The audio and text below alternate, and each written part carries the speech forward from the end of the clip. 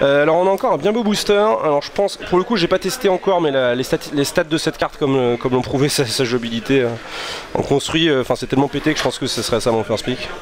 Il faut évidemment avoir du mana incolore, ce qui engagera un peu le draft après, mais 5-5 c'est la été pour 5 piétinement qui fait du 2 pour 1 si on veut la tuer. Je pense que c'est un peu trop ridicule pour pas être pris en premier. Je pense que la deuxième c'est l'autre meilleure commune avec Isolation Jaune, comment ça s'appelle en français, Frappe de l'oubli. Voilà, ça exile tout, c'est le removal parfait. Et la troisième... C'est pas si évident. Bon alors ça je vais tricher un peu histoire de prendre le contre-pied. J'adore cette carte. Enfin, genre j'ai gagné des games complètement improbables avec cette carte là. Et encore une fois il faut jouer rouge-noir, des void, aggro avec du mana incolore. Mais le nombre de 2-4 et de 2-3 du format, des fois ça fait juste auto-gain. Et voilà, je suis pas un si grand fan de ça parce que c'est bien dans le blanc-noir allié. Après il y a des jeux blancs aggro où ça c'est vraiment pas bien en fait. Quand tu joues aggro c'est jamais bien les bêtes attaquantes. Donc l'air de rien ça t'engage sur ton jeu de prendre ça très tôt. Mais bon, c'est quand même une bonne carte, ça resterait la quatrième je pense. Ouais. Bon, dans ce booster il y a deux cartes qui se distinguent vraiment, c'est Oblivion Strike et Reality Smasher. Avec, ah oui, il y a aussi Immolating Glare. Bon, pareil, le booster est extrêmement fort, tout ça c'est des first pick. Je pense que la Strike est légèrement meilleure que le Glare. Elle coûte plus cher, mais elle peut gérer des cartes comme Dragon Master Outcast, enfin des cartes avec des capacités statiques ou des bloqueurs, enfin c'est plus polyvalent. Mais je pense que je piquerais quand même Reality Smasher au-dessus de la Strike. C'est un peu comme le pick de Chandra versus Envoy tout à l'heure, sauf que je penche dans l'autre sens. Smasher a un problème qui est que c'est une carte de splash, vu que l'incolore est toujours une couleur de splash. Mais je pense que la carte est suffisamment puissante pour le coup pour justifier de la piquer au-dessus de Strike. C'est discutable, c'est le pick dont je suis le moins sûr sur les trois boosters. Alors le pick là c'est entre, bon en gros il y a la meilleure commune Oblivion Strike, donc de toute façon on va déjà toutes les autres communes on les prendra forcément pas. Il n'y a pas d'unco incroyable, genre ça c'est pas mal mais c'est pas la folie, ça pareil. Ça en revanche pour le coup c'est une des seules cartes colorless que je peux faire piquer avec saute de tir. En fait le truc c'est quand tu first pick noir, tu veux quasiment toujours drafter colorless derrière, sauf si c'est pour drafter noir-blanc. Et du coup, enfin vu les deux entre guillemets, on m'envoyer sur colorless, sauf que ça c'est quand même une carte qui est quand même beaucoup plus puissante. Et au bout du compte, comme je suis quasiment sûr de la splasher si je la joue, je vais la jouer dans quasiment tous mes decks, donc il y a peut-être plus de chances que je joue lui à la fin. Donc là je prendrais Smasher, deuxième pick ça, troisième pick... Carte blanche. Non, troisième pick je pense la 3-3 vol. Elle est vraiment importante quand tu draftes bleu en fait elle. Et après le reste on s'en fout, mais ouais je prendrais ça au-dessus de ça quand même, je prendrais Reality Smasher, first pick là. Alors, on a ici tout ce qui est un peu cracra et qui n'est pas first pickable. On a ici une carte qui n'est pas first pickable non plus, mais bon, elle brille, on sait jamais. Ça, c'est bon drop à 2, mais qui nécessite du mana incolore pour faire des trucs, donc c'est un petit peu trop ambiancé bicolore pour un first pick. Du coup il nous reste ça. Smasher c'est évidemment très fort, mais on s'est aperçu qu'en limité c'est beaucoup moins fort qu'on construit parce que tout le monde aligne des bodies et que finalement 5-5S bah, ça reste un game breaker, mais c'est plus fort en CD qu'en draft. Et surtout ça a du mana incolore, ce qu'on n'aime pas trop. Bah, les gens qui ont un peu testé, on n'aime pas trop voir ça. Et alors après il nous reste le choix entre les deux removal. Alors en général on prend toujours la carte blanche sur une carte d'une autre couleur dans ce format nous. Mais on s'est aperçu que bah, ça c'est vraiment orienté pour un deck un peu clunky contrôle et souvent tu joues blanc pour jouer aggro. Et du coup si ta curve elle est plutôt basse, détruire une créature attaquante c'est pas vraiment ce que tu préfères. En fait tu préfères juste avoir un tricks blanc plutôt que ça.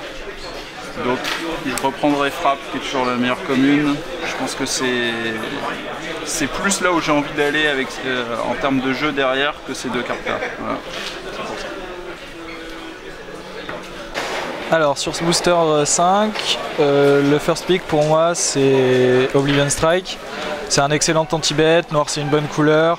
On remarque en plus qu'il n'y a pas d'autres cartes noires dans le booster. Donc en prenant une commune noire, ça donne un excellent signal aux joueurs à notre gauche, vu qu'il sait qu'on n'a pas pris ni rare ni onco, et en voyant 0 commune noire dans le booster, il va se douter que la commune qu'on a pris est noire. Ensuite, le deuxième pick pour moi, c'est la 3-3 vol Surge pour 5, mais qui peut se jouer pour 3. Parce que c'est aussi une bonne carte qui rentre dans tous les archétypes bleus. Et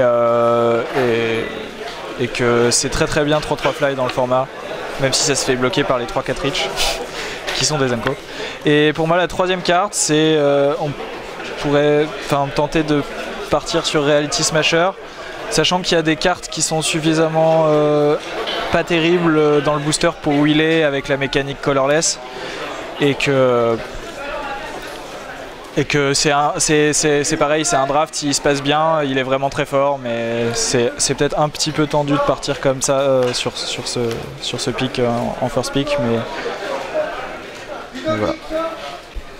Alors c'est parti. Alors sur ce first pick first pack, c'est pas dur, on prend d'abord la rare.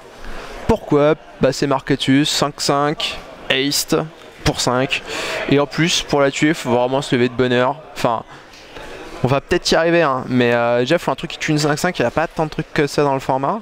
Souvent tu as déjà pris 5 points, et en plus tu t'arraches la moitié de ta main au passage.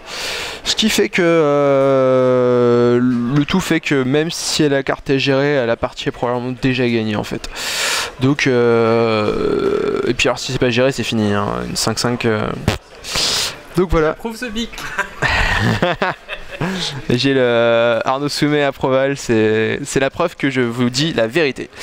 En deuxième, je vais prendre ça parce que c'est un anti-bet à 2 mana qui peut gérer à peu près n'importe quoi à partir du moment où vous n'êtes pas aggro. Donc ça va marcher très bien avec le genre de jeu que j'aime bien jouer, à savoir du blanc-noir allié bien mou, bien contrôle, et du blanc-bleu flying ou contrôle. Donc ça va être parfait dans ce genre de jeu. Faut pas jouer ça dans l'aggro, n'essayez pas ça à la maison, ça va pas marcher parce que quand l'adversaire commence à attaquer, bah, vous avez déjà perdu. Mais sinon 2 mana, c'est le prix d'un café. Et ensuite frappe de l'oubli. Pourquoi frappe de l'oubli? Parce que ça retire une créature et que j'aime beaucoup les anti-bêtes et que j'aime bien le noir dans le format. Donc c'est simple et efficace et ça se prend. Il y a plein de petites synergies du fait que ça exile, que c'est un color, etc. Donc overall une des meilleures communes du format. Une mention spéciale quand même à cette carte là. Qui en termes de puissance est probablement meilleure que les pics 2 et 3 parce que ça fait quand même des sacrés swings, ça permet de revenir dans une partie très mal engagée. L'adversaire a mis des bloqueurs, ce vilain, et là vous lui dites que vous en avez rien à faire. Donc une très bonne carte d'aggro, parce que 2-1 pour 2 c'est exactement ce qu'on veut, et une capacité qui va être forte en late game, c'est exactement ce qu'on veut également. Le problème c'est que ça te demande déjà de jouer rouge, aggro et une couleur. Les autres cartes étaient simplement beaucoup plus souples. C'est pour ça que j'ai pris les autres au-dessus de ça, mais ça aurait été un 4ème assez net.